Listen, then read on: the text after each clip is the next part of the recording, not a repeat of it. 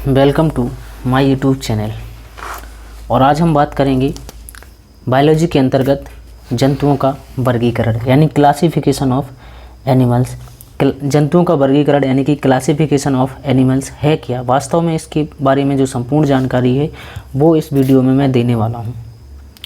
तो वीडियो को अच्छे से देखिए, नए आए हों तो सब्सक्राइब ज़रूर कर लीजिए।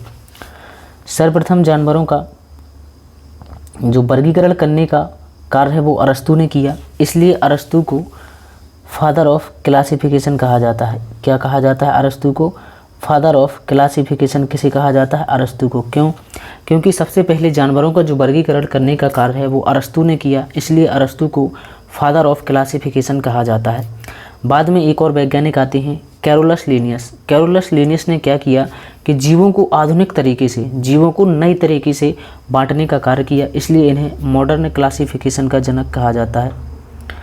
लीनियस के अनुसार जीवों को वर्गीकृत करने से पहले नामकरण करने की ज़रूरत होती है। लीनियस के अनुसार जीवों को वर्गीकृत करने से पहले नामकरण करने की ज़रूरत होती है, जिसके लिए इन्होंने एक खोज की जिसे द्विनाम पद्धति कहा जाता है। लीनियस के अनुसार जीवों को वर्गीकृत करने से पहले नामकरण करने की आवश्यकता होती है, जिसके लिए उन्होंने एक पद्धति की खोज की जिसे द्विनाम पद्धति कहा जाता है। क्लासिफिकेशन का जो आधार है वो क्या है? लक्षण है। इस बात का ध्यान रखिए, क्लासिफिकेशन का जो आधार है वह लक्षण है। अब द्विनाम पद्धति क्या है?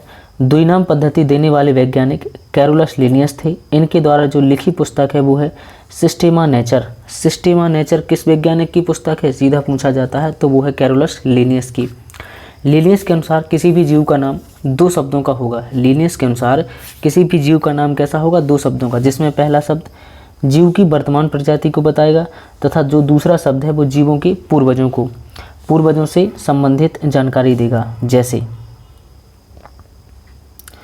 मनुष्य, ये क्या है? एक तरीके के वैज्ञानिक नाम भी है। मनुष्य क्या है? मनुष्य यानी मैन। इसका नाम होमो और सेपियंस अलग अलग है, तो होमो अलग नाम होगा, सेपियंस अलग नाम।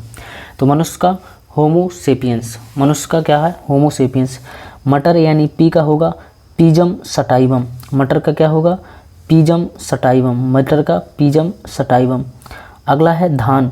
धान यानी पेडी। पेडी का होगा ओरिजा सटाइवा। ओरिजा सटाइवा। गेहूँ यानी व्हीट का ट्रिटिकम एस्टिवम। Triticum aestivum. आम मैंगो का होगा मैंजी फेरा इंडिका। मैंजी फेरा इंडिका। लीची का क्या होगा? लीची साइनेंसी।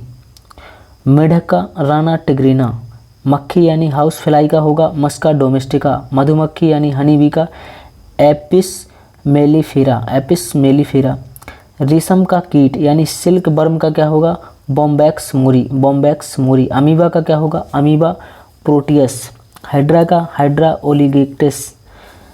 तिलचट्टा यानी कॉकरोच का होगा पेरीप्लेंटिया अमेरिकाना। गोलकृमि यानी राउंड वर्म का क्या होगा? एस्केरिस ल्यूम्ब्रियोक्वाइड्स। लाख का कीड़ा यानी लैक इंसेक्ट का होगा लेसिफर लाका। केचुआ यानी अर्थवॉर्म का फेरेतिमा पोस्थमा। लेसनानिया का होगा लेसमानिया डोनोवानी। लेसनानिया का लेसमानिया डोनोवानी। ट्राइपेनोसोमा का ट्राइपेनोसोमा गैम्बियंस। फीताकृमि यानी टेप वर्म का क्या होगा? Taenia solium. लीवर फ्लेक का होगा फेसियोला हेपाटिका। फेसियोला हेपाटिका। हेरार्ची इन क्लासिफिकेशन, आगे देखते हैं। हेरार्ची इन क्लासिफिकेशन का मतलब है सबसे पहले जगत यानी किंगडम, फिर आएगा संघ यानी फाइलम, इसके बाद वर्ग, फिर आएगा गण यानी ऑर्डर, फिर कुल यानी फैमिली, फिर वंश यानी जीनस, फिर जाति यानी स्पीसीज। जीवित जगत में अत्यधिक विविधता होने के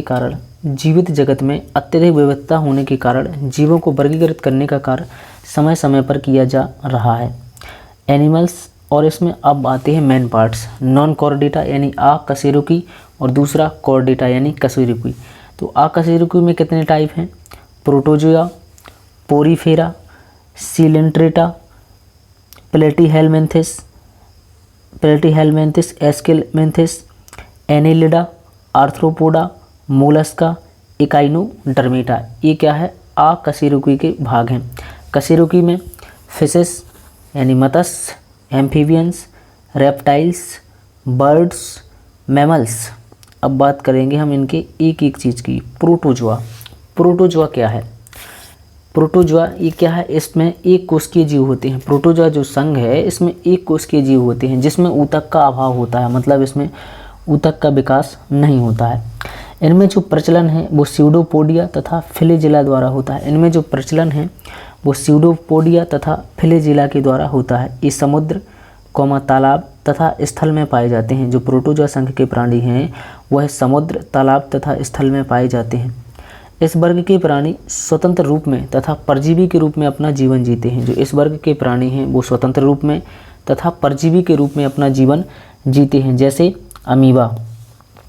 amoeba, histolytica, paramecium, Plasmodium, लीशमानिया donovani, Euglena, ये इस संघ के उदाहरण हो गए। पोरीफेरा को सामान्यतः स्पंज भी कहा जाता है। पोरीफेरा जो है इसको सामान्यतः स्पंज भी कहा जाता है। इस वर्ग के जीवों के शरीर में छिद्र पाए जाते हैं। इस वर्ग के जीवों के शरीर में क्या छिद्र पाए जाते हैं? इस छिद्र की मदद से जल प्रवाहित होता है जिसके द्वारा पोषण तथा उत्सर्जन का कार्य संपन्न होता है। जल के प्रवाह के कारण इनमें क्या होता है? कैनल सिस्टम का निर्माण होता है। जल के प्रवाह के कारण कैनल सिस्टम का निर्माण होता है। यह प्राणी समुद्र में स्थित वस्तुओं को पकड़कर स्थिर रहते हैं। जो यह प्राणी है, यह प्राणी समुद्र में स्थित वस्तुओं को पकड़कर स्थिर रहते हैं। इनके शरीर में तंत्रिका कोशिका नहीं पाया जाता है। इनके शरीर में जो तंत्रिका कोशिका है वह नहीं पाया जाता है, जिसके कारण ये प्राणी किसी भी संवेदना को महसूस नहीं कर पाते हैं।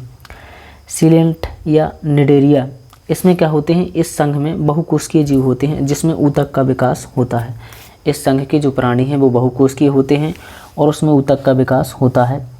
इस वर्ग के प्राणियों के शरीर में नर्व सेल पाए जाते हैं। इस वर्ग के प्राणियों के शरीर में नर्व सेल्स पाए जाते हैं। इस प्रकार के जीवों में इनकम्प्लीट पाचन तंत्र पाया जाता है। इस प्रकार के जीवों में इनकम्प्लीट पाचन तंत्र पाया जाता है। इस वर्ग के जीव मरने के बाद, इस वर्ग के जो जीव हैं वो मरने के बाद प्रवाल भित्ति का निर्माण करते हैं। इस वर्ग के जीव मरने के बाद प्रवाल भित्ति का निर्माण करते हैं, जैसे हाइड्रा, जेलीफिश, कोरल्स। जैसे कि हाइड्रा हो गया, जेलीफिश है, कोरल्स। अगला संघ है प्लेटीहेल्मिन्थ्स। इसके अंतर्गत चपटे सपाट संरचना वाले कृमि को शामिल किया जाता है। ज़्यादातर सदस्य के शरीर में दोनों लिंग पाए जाते हैं। इसलिए ये द्विलिंगी कहलाते हैं। इस वर्ग के जो सदस्य हैं वो सामान्यतः परजीवी के रूप में अपना जीवन जीते हैं, जैसे टेपवर्म, सिस्टोमेटा। अब अगला जो संघ है वो है एस्किलमेंथिस। इसमें जो शरीर है वो त्रिस्तरीय, पतला एवं छोटा होता है। शरीर त्रिस्तरीय, पतला एवं छोटा होता है। मेल फीमेल अलग अलग होते हैं। इसमें जो मेल और फीमेल हैं वे अलग अलग होते हैं। इस वर्ग के जीवों का जो शरीर है वो गोलाकार होता है, इसलिए इसे गोलकृमि कहते हैं। इस वर्ग के जीवों का शरीर जो है गोलाकार होता है, इसलिए इसे गोलकृमि भी कहते हैं। इस वर्ग के जीव मनुष्य के शरीर में परजीवी के रूप में रहते हैं। इस वर्ग के जो जीव हैं वह मनुष्य के शरीर में परजीवी के रूप में रहते हैं, जैसे एस्केरिसिस, हुकवर्म और पिनवर्म। एनेलिडा, इस वर्ग में प्राणियों के शरीर का निर्माण कई खंडों के मिलने से होता है। एनेलिडा में होता क्या है कि इस वर्ग में जो प्राणियों का शरीर है उसका जो निर्माण है वो कई खंडों के मिलने से होता है। इस वर्ग के अधिकतम सदस्य द्विलिंगी होते हैं। इस वर्ग के जो अधिकतम सदस्य हैं वे द्विलिंगी होते हैं, जैसे केंचुआ, जोंक। नोट, जोंक में हिरुदिन नामक पिगमेंट का निर्माण होता है, जिसके कारण रक्त चूसते समय नहीं जमता है। जोंक में हिरुदिन नामक पिगमेंट का निर्माण होता है जिसके कारण रक्त जो है चूसते समय नहीं जमता है। सिक्वीड जो है, सिक्वीड सबसे बड़ा आकशेरुकी है। जो सिक्वीड है वह सबसे बड़ा आकशेरुकी है। इसको ध्यान रखना, क्वेश्चन आएगा सबसे बड़ा आकशेरुकी जानवर कौन है, तो वह है सिक्वीड। आर्थ्रोपोडा, इनका शरीर काइटिन का बना होता है। इनका जो शरीर है वो किसका बना होता है, काइटिन का। और सबसे बड़ी बात यह है जंतुओं का सबसे बड़ा समूह है। जितने भी समूह पढ़ोगे सबसे बड़ा समूह जंतुओं का कौन है, आर्थ्रोपोडा। इस संघ के जंतु में उत्सर्जन हरी ग्रंथि में होता है। इस संघ के जंतु में जो उत्सर्जन है वो हरी ग्रंथि में होता है। ये एक लिंगी होते हैं। कैसे होते हैं ये, एक लिंगी होते हैं। श्वसन की जो क्रिया है इनमें ट्रैकिया के द्वारा होती है, जो श्वसन की क्रिया है वो ट्रैकिया द्वारा होती है। इसके अंतर्गत वैसे जंतु को शामिल किया जाता है जिनके पैर में बहुत जॉइंट्स मौजूद हों। इसके अंतर्गत वैसे जंतु को शामिल किया जाता है जिनके पैर में बहुत जॉइंट्स मौजूद हों। इनका शरीर 3 भागों में विभाजित होता है। इनका जो शरीर है, इनका शरीर 3 भागों में विभाजित होता है, जिसे सिर, बच्च, उदर कहा जाता है। इसके अंतर्गत जंतु जगत के 80% जंतु शामिल हैं। जो तुम्हारा ये आर्थ्रोपोडा है, इस संघ में जंतु जगत के टोटल 80% जंतु शामिल हैं आर्थ्रोपोडा में। इस वर्ग के जंतुओं में खुला परिसंचरण तंत्र पाया जाता है। जो इस वर्ग का परिसंचरण तंत्र है वह खुला पाया जाता है। पैर की संख्या के आधार पर इन्हें उपवर्गों में बांटा गया है। पैर की संख्या के आधार पर इन्हें उपवर्गों में बांटा गया है। 8वां नंबर है मोलस्का। इसके अंतर्गत शामिल जीवों का शरीर मुलायम मांसल संरचना से बना होता है। इसके अंतर्गत शामिल जो जीवों का शरीर है वह मुलायम मांसल संरचना से बना होता है। मां से मुलायम और मां से मोलस्का। शरीर की सुरक्षा के लिए बाहर से एक कठोर आवरण का निर्माण होता है। शरीर की सुरक्षा के लिए बाहर से एक कठोर आवरण का निर्माण होता है। ऑयस्टर एक विशेष प्रकार की सीप है। जो ऑयस्टर है वह एक विशेष प्रकार की सीप है जिसके अंदर मोती का निर्माण होता है, इसलिए इसका कल्चर किया जाता है, यानी उत्पादन किया जाता है। ऑक्टोपस में पैर की संख्या कितनी होती है? 8। ऑक्टोपस में पैर की संख्या 8 होती है। 8 पैर के कारण ही उसका नाम ऑक्टोपस रखा गया था। इस वर्ग के जीवों का रंग कैसा होता है? नीला होता है, जैसे घोंघा, सीप। अगला संघ है इकाइनोडर्मेटा। इस वर्ग के जीवों के शरीर पर उभरी हुई कांटेनुमा संरचना पाई जाती है। इस वर्ग के जीवों के शरीर पर उभरी हुई कांटेनुमा संरचना पाई जाती है। इस वर्ग के जीव समुद्री होते हैं। इस वर्ग के जो जीव हैं वो समुद्री होते हैं, जैसे स्टार फिश। कशेरुकी। अब कशेरुकी यानी कॉर्डेटा की बात आती है तो सबसे पहला मत्स्य वर्ग है। कौन सा वर्ग? मत्स्य वर्ग। इस वर्ग के जीवों के शरीर पर सल्क पाए जाते हैं। इस वर्ग के जीवों के शरीर पर क्या पाए जाते हैं? सल्क पाए जाते हैं। इस वर्ग के जीवों के शरीर में 2 चैम्बर वाले हृदय पाए जाते हैं। जो मत्स्य वर्ग है, उनके मत्स्य वर्ग में जो जीव हैं उनके अंदर 2 चैम्बर वाले हृदय पाए जाते हैं। शरीर में अशुद्ध रक्त बहने के कारण इस वर्ग के जीव शीत रक्त होते हैं। इनके शरीर में कैसा? अशुद्ध रक्त बहता है, इसके कारण इस वर्ग के जो जीव हैं वो शीत रक्त होते हैं। इस वर्ग के जीव श्वसन के लिए गलफड़ों का उपयोग करते हैं। इस वर्ग के जो जीव हैं वो श्वसन के लिए गलफड़ों का उपयोग करते हैं। फिशिस अंडफ होते हैं, मतलब फिशिस अंडफ होते हैं। इनका शरीर धारा रेखीय होता है। मछली का जो हृदय है वो सिरा युक्त होता है। मछली का जो हृदय है वो सिरा युक्त होता है। और सबसे बड़ी बात, मछलियों में गर्दन नहीं होती है। मछलियों में क्या? गर्दन नहीं होती है। अब अगला जो है इसका वो आएगा उभयचर। इस वर्ग के जीव जलीय और स्थलीय होते हैं। इस वर्ग के जो जीव हैं वे जलीय और स्थलीय होते हैं। यह पहला प्राणी है जो जल से निकलकर स्थल पर जीवित रहने में सक्षम है। यह पहला प्राणी है जो जल से निकलकर स्थल पर जीवित रहने में सक्षम है। इस वर्ग के जीवों के हृदय में 3 चैम्बर होते हैं। इस वर्ग के जीवों के हृदय में 3 चैम्बर होते हैं। इस वर्ग के जीव श्वसन के लिए, इस वर्ग के जो जीव हैं वो श्वसन के लिए गिल्स, लंग्स तथा स्किन का प्रयोग करते हैं। इस वर्ग के जीवों में पहली बार हड्डियों जैसी संरचना का विकास दिखाई देता है। इस वर्ग के जीवों में पहली बार हड्डियों जैसी संरचना का विकास दिखाई देता है। इस वर्ग के जीव अंडप होते हैं। मेढक के लार्वा को टैडपोल कहा जाता है। मेढक के लार्वा को टैडपोल कहा जाता है। जो मेढक है तो मेढक के लार्वा को टैडपोल कहा जाता है। लार्वा शाकाहारी होते हैं जबकि वयस्क अवस्था में मांसाहारी होते हैं। लार्वा जो है शाकाहारी होते हैं जबकि वयस्क अवस्था में मांसाहारी होते हैं। सरीसृप यानी रेप्टाइल्स। इस वर्ग के प्राणी रेंग कर चलते हैं। इस वर्ग के जो प्राणी हैं वो रेंग कर चलते हैं, इसलिए इन्हें क्रीपिंग एनिमल्स कहा जाता है। इस वर्ग के प्राणी रेंग कर चलते हैं, इसलिए इन्हें क्रीपिंग एनिमल्स कहा जाता है। इस वर्ग के जीव के शरीर पर जलरोधी सल्क पाए जाते हैं। इस वर्ग के जीव के शरीर पर जलरोधी सल्क पाए जाते हैं। इस वर्ग के जीव गर्दन मूवमेंट में अत्यधिक सक्षम होते हैं, मतलब इनकी जो गर्दन है वो अच्छे से मुड़ जाती है। इस वर्ग के जीव के शरीर में 3 चैम्बर होते हैं। सरीसृप में कितने चैम्बर होते हैं? 3 चैम्बर। इस वर्ग के जीव अंडप होते हैं, मतलब अंडे देते हैं। मगरमच्छ के बच्चे को हैचलिंग कहते हैं। मगरमच्छ का जो बच्चा है उसे क्या कहते हैं? हैचलिंग कहते हैं। पक्षी वर्ग। इस वर्ग के प्राणी का विकास रेप्टाइल से हुआ है। पक्षी वर्ग जो है, इस वर्ग के प्राणी का विकास है वो रेप्टाइल यानी रेंगने वाले जानवरों से हुआ है। इस वर्ग के प्राणी के शरीर में सल्क जो है रूपांतरित होकर पंख का निर्माण करते हैं।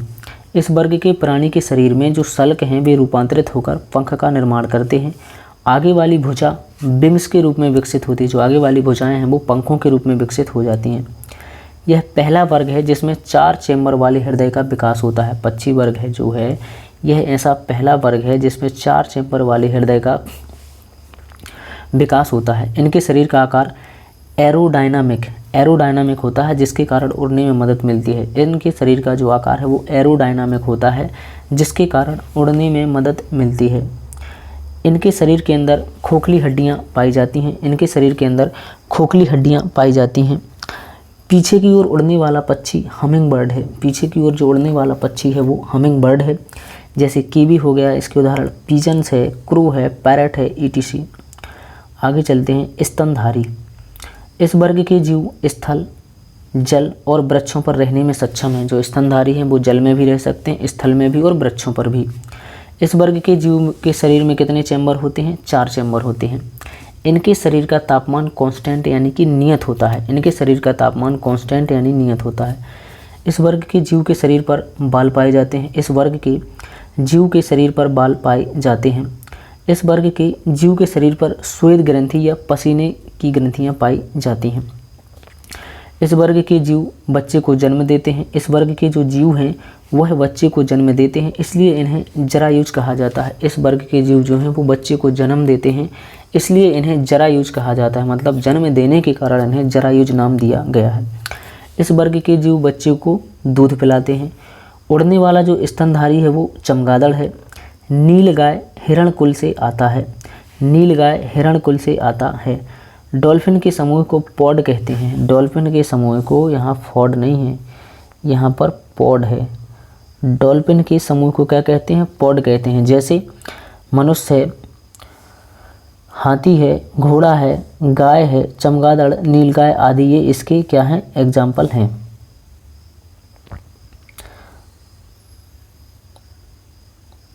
अगर वीडियो अच्छी लगी हो तो चैनल को सब्सक्राइब ज़रूर कर लें, क्योंकि ये बहुत ज़रूरी है, क्योंकि आप जानते हैं इसी से सब चीज़ होने वाली है। तो चैनल को सब्सक्राइब ज़रूर करें और कमेंट करके हमें बताएं कि नेक्स्ट टॉपिक किस पर लाया जाए। धन्यवाद।